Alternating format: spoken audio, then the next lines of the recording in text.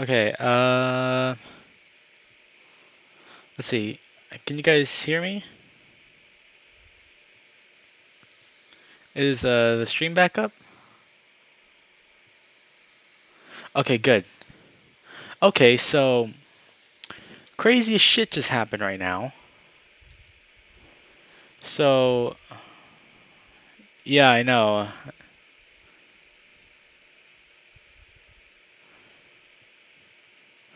Okay, so all right, so we're gonna use a placeholder me for now.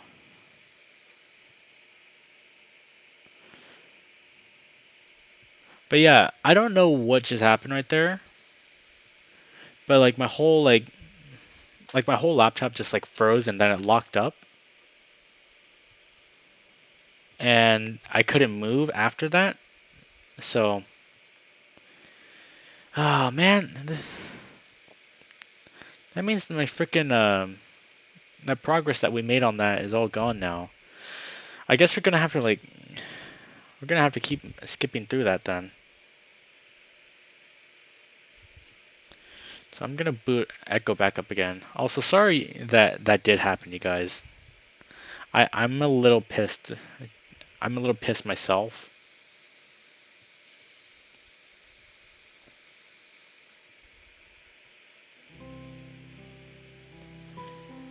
Heyo. Oh shit! Wait, did we even? Oh my god,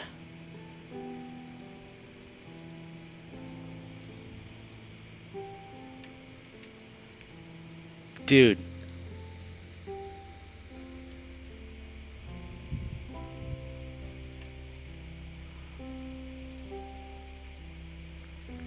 Do you know how far back we are right now from where we were at? Hold on a minute. Is there like?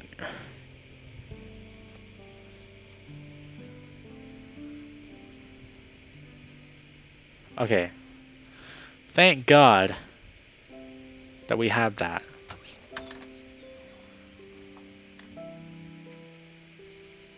Okay, so we're just gonna skip back to where we were at.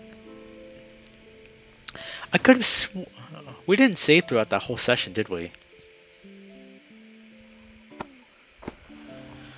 Okay, well, it's gonna take us a few minutes to get back.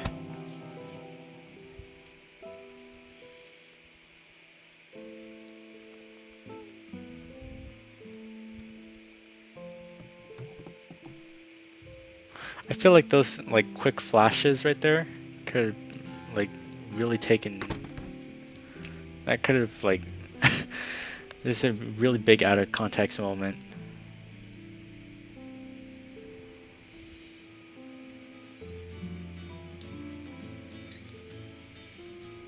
Is the game playing in another window? Yeah, I do.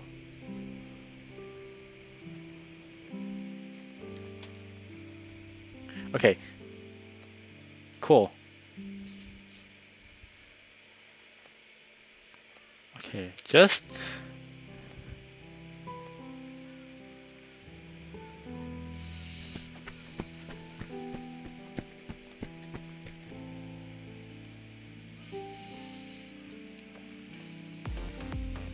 oh, Mystic Wolf TV, welcome on in. The Blep welcomes you. Welcome on in. Wait, what? I think you have another window of the game running? Wait, do I? Oh shit, I do. I was wondering like what I was wondering okay. That explains why there was menu music in the back. But yeah, thanks for telling me you guys. But yeah, Mystic, hi! It's so good to see you. Even though our stream even though like our like my whole laptop crashed for a second. You know, we've been doing good. Okay. Okay, but yeah, we were right here. Clint. don't you? He shudders visibly, clenching his eyes shut. Fucking imagine you licking his fat ass is disgusting.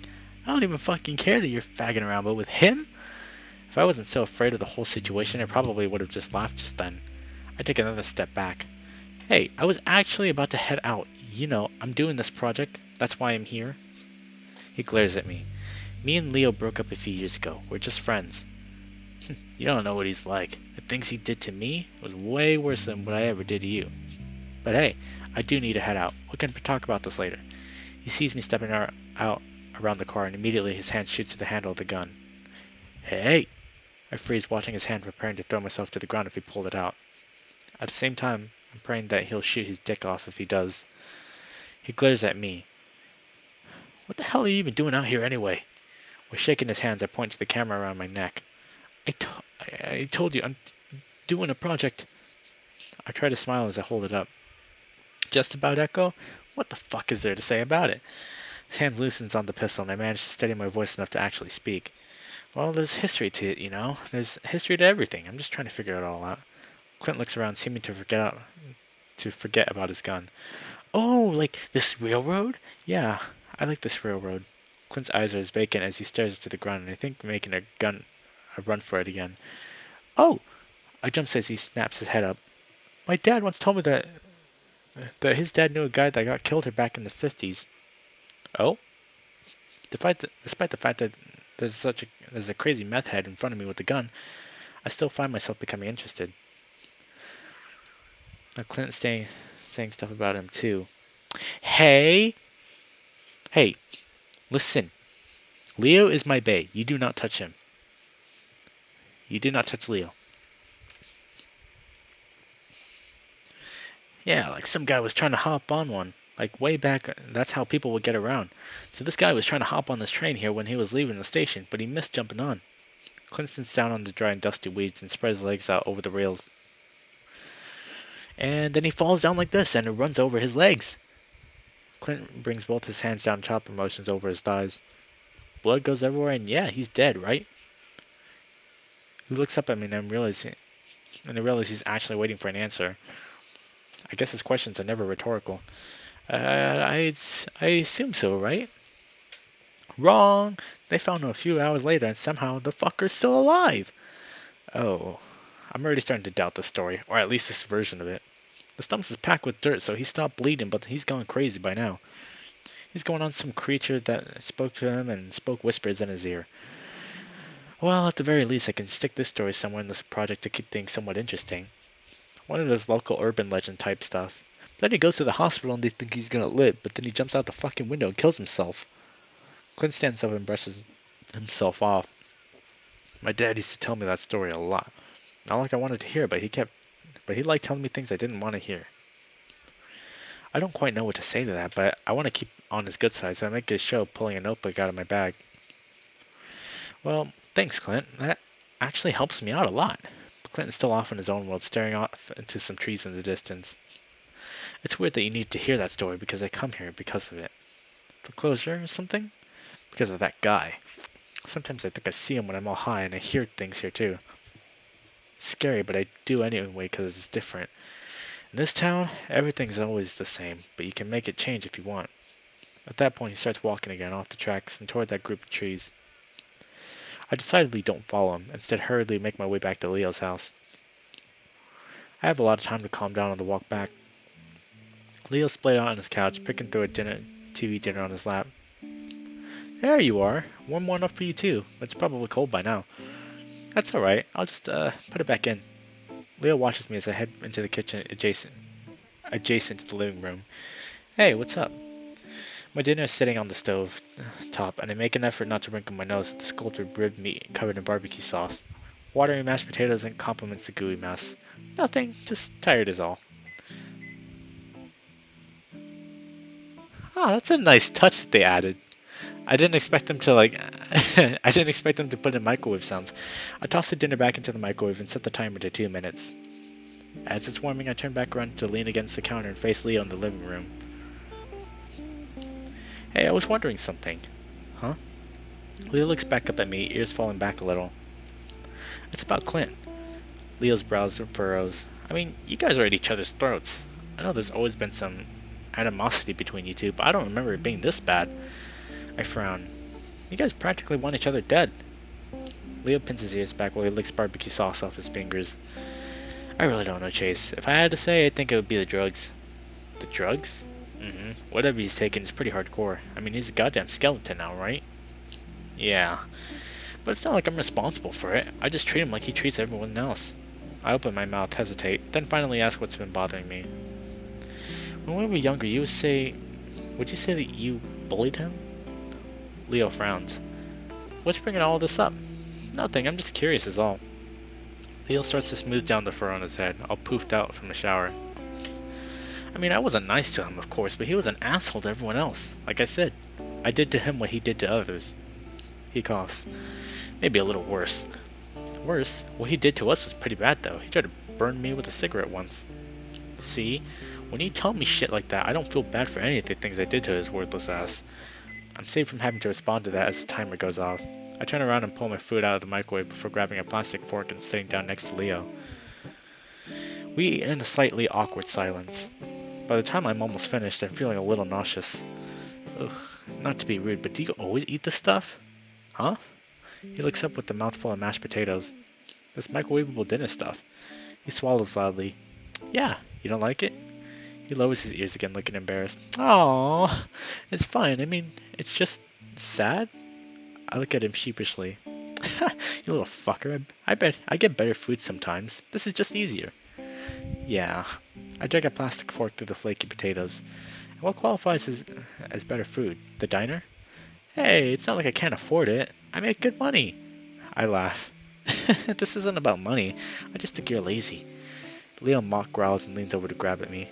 I yell theatrically and try to hold my tray steady as he yanks me sideways to lay down against him. Our heads on the armrest. Hey, I gotta throw away my tray. It's full of gross TV dinner water. Leo nuzzles into my neck. Put it on the floor. Ew, gross. You can throw it away when I'm ready to get up. Since when do you decide when I can or can't get up? Since you decided to mouth off to me. Now you're the one who's going to be cooking all my meals and cleaning up my house, Chula. I shiver and he responds by spooning me tighter. Clearly Leo's gauged that I'm past by the point of resisting at this point of my little vacation, and he's taking advantage of it. Ooh, estoy loco por ti. He rolls the R dramatically. Vox, if you're still here, can you translate that? I can't, again, like, I suck with my Spanish. We're both too tired to do anything more, which is probably for the best, and with a few minutes, we're passed out.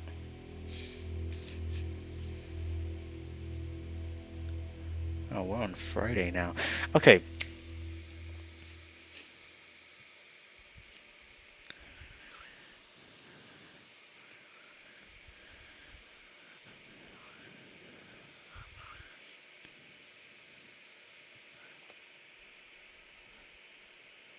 Save here. Wow. Clint had been lying after all. What? Leo whispers at me from across the table, not looking up from his phone. Nothing, just finding some interesting stuff. I whisper back. Good. Leo grins but doesn't look up from his phone. There isn't much to go off of. After reading through it, I'm pretty skeptical of the Haunted Echo, the main source of my documentary. At least a bit of information I came across references of some newspaper articles from 1952. The young wolf named Robert Smith wasn't even a resident of Echo. He'd been resting at the Echo classification yard after taking a train from the capital.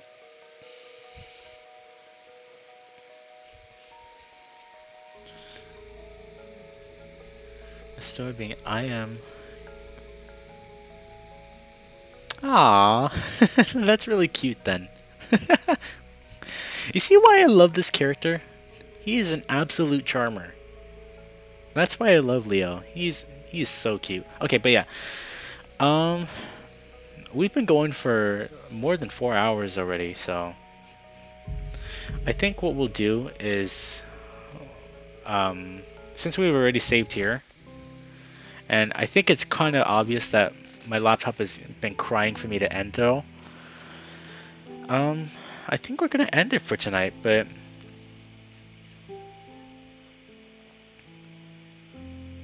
Hey, shush! Shush! But yeah.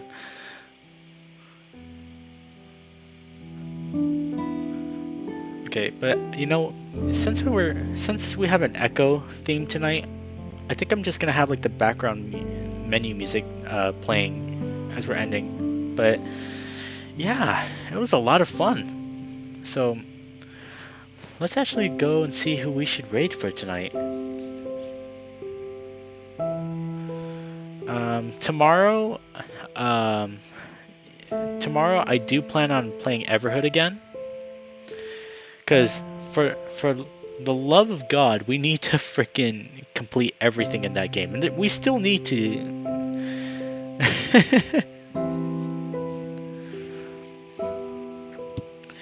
Okay, but oh, hold on, I have an idea. Since we're gonna be since we're doing novels tonight,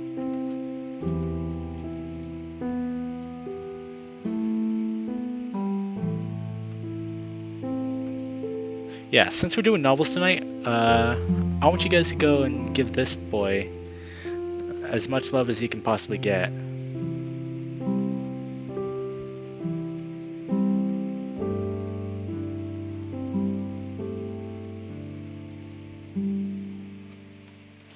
But yeah, it was a really nice, evening, and I really did enjoy the stream as it was, even though like it crashed for at the very end. But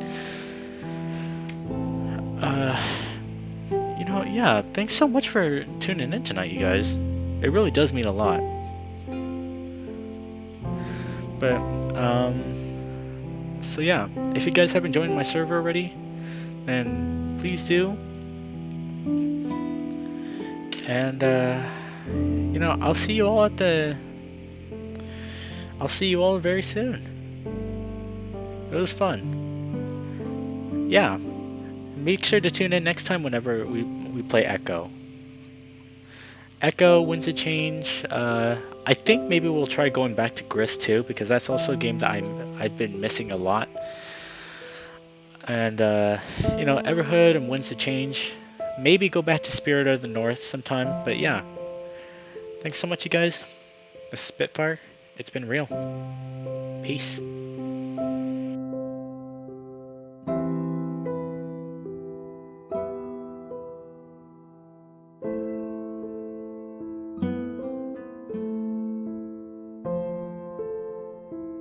It was a big deal. But for some reason, poor Tame